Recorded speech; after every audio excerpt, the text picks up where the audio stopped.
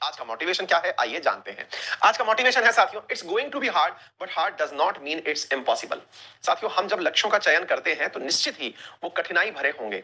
और भारत में तो कठिनाइयां इसलिए भी महत्वपूर्ण हो जाती हैं क्योंकि चाहे पद बहुत ही छोटा हो, पद छोटे से मतलब है पे ग्रेड के हिसाब से, काम कोई छोटा नहीं होता, पद छोटे होते हैं, है ना, क्योंकि पद को हायरार्की के आधार पर बनाया जाता है।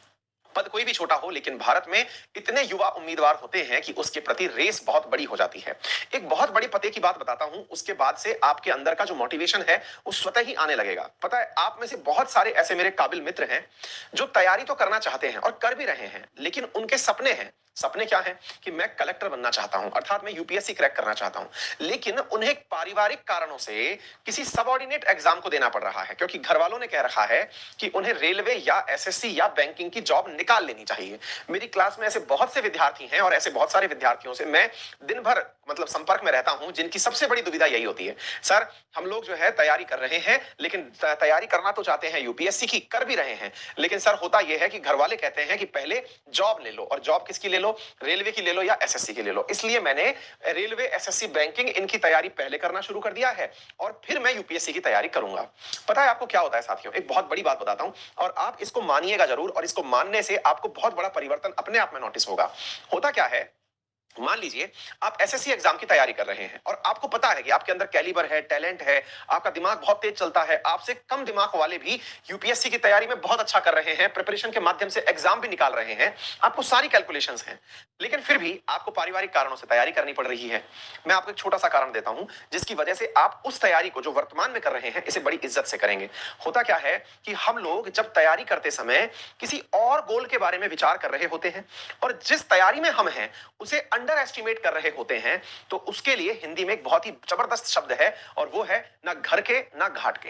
अर्थात ना तो आप अपने उस एग्जाम के लायक बचे जिसकी वर्तमान में तैयारी कर रहे हो, और ना ही उस एग्जाम के लायक बच पाओगे जिसके लिए आप सपना देख रहे हो, क्योंकि आप सफल ही नहीं हो पाएंगे। आप पूछेंगे सर ऐसा क्यों कह रहे हो, ये तो सुबह सुबह एकदम शराब जैसी बात हो गई।